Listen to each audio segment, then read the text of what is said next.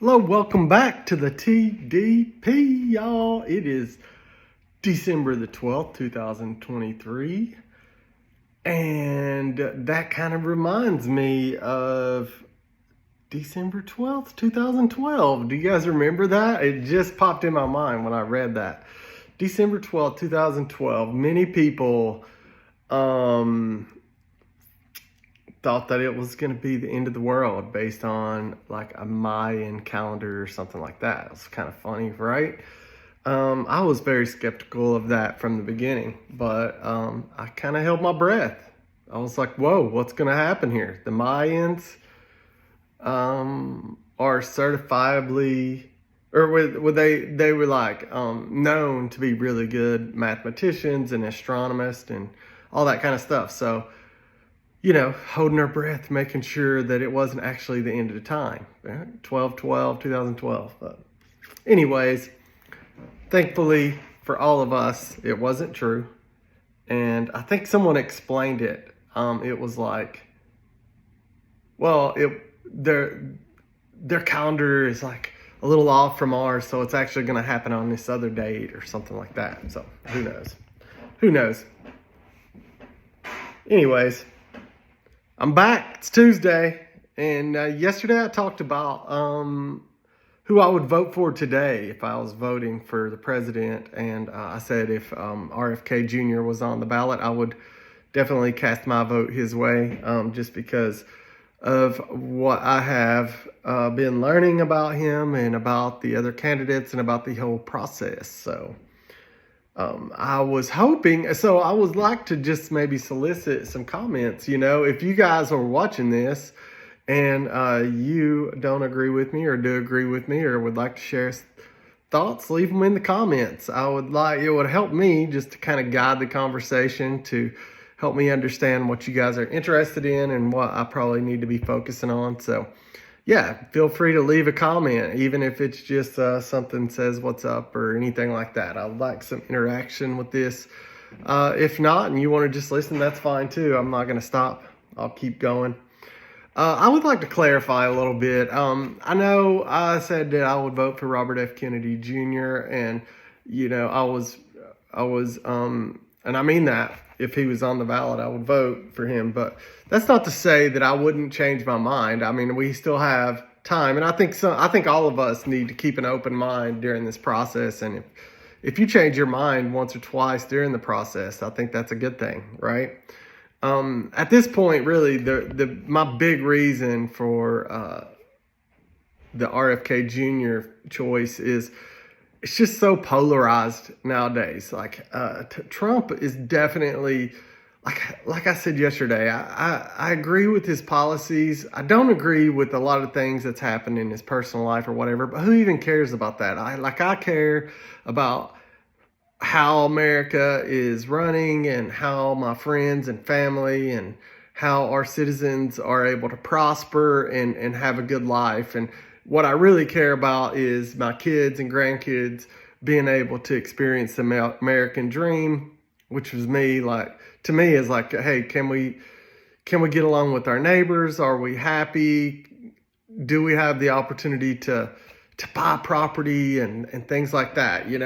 Can we buy a car without having to pay 8%, sales or taxes on it, on sales taxes and his property taxes, or are loans going to be just like too much the interest rate for a $400,000 or $200,000 loan? Is that going to be 6%, 8%? What is it? Because I'm telling you, once it gets so high and inflation hits us, then it kind of disappears. Those opportunities aren't there for our kids and grandkids. So that's what's important to me. And that's why I was on, that Trump train, because there was a lot of economic prosperity. I don't care if he's mean to people on Twitter. I don't care about that. Obviously, if he's committing crimes and things like that, he should be prosecuted. But I think a lot of this stuff that he's got going on right now is really just like political persecution. Like his political enemies are coming after him. And I think that's wrong. Just like if that's the case with Biden, it's wrong too. They shouldn't come after him unless he's actually committed some kind of crime. However, and this is not just with Biden, but with most politicians, I have a feeling that their 200, excuse me, 150 or 200,000 dollar a year salary. It's odd that it ends up, you look at their net worth and all of a sudden they're worth millions and millions of dollars. I don't know how that happens. I guess I'm sure it's okay if they're an entrepreneur and they can make money on the side and things like that. That's fine. But if you're using your name and your political influence to make more money, there's something wrong with that. That's why I have my serious doubts about Biden and about Mitch McConnell and about, a lot of these guys, that have just been in office for years and decades. It's crazy that citizens aren't a little skeptical about how they're making all these millions of dollars. Like, I don't understand why that wouldn't make you think about that. I know I do. I think about that. Like, if I know Nancy Pelosi is just a millionaire and she's been making $150K a year as a senator in Congress or whatever it is. It's just odd. It's weird to me. So, that's kind of one of the things I'm skeptical about politicians. And that's one of the things I did like about Trump is he wasn't a politician before he ran. He was a businessman, and you could explain why he has money is because he's a real estate mogul or whatever, however you say it. But yeah, that's why. I think there's a lot of people who are skeptical about Trump. There's a lot of people who are skeptical about Biden.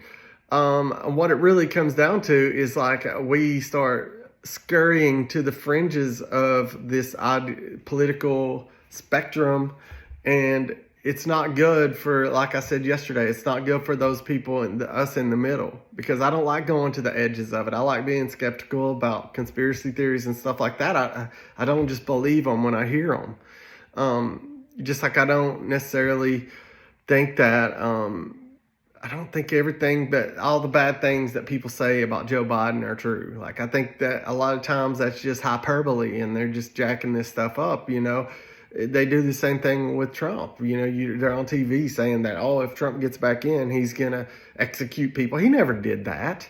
He was fair, to people. He actually, if someone come across his desk that, was wrongfully imprisoned or something like that, he would do what he could to pardon them and, help them, get justice or get out of the justice system. I could go on about the justice system too, but there's way too many people in America who are imprisoned. It's not right, So anyways, I pick, my choice is based on, what I've seen, what I know, One of the things I really like about RFK, this is one of the things, and I would suggest you guys read up on it, watch him talk, watch him do interviews, read his books. I've read The Real Anthony Fauci, and the other one he's got, the name of that book is escaping my mind right now, but he's got another really good one. But if you just listen to him talk, though, I've seen interviewers try to bait him into talk,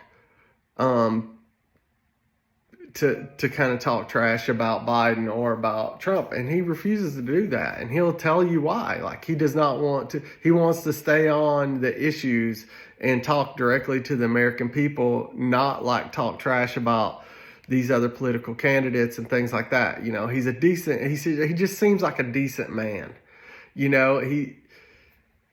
He's not suffering from some illness or anything.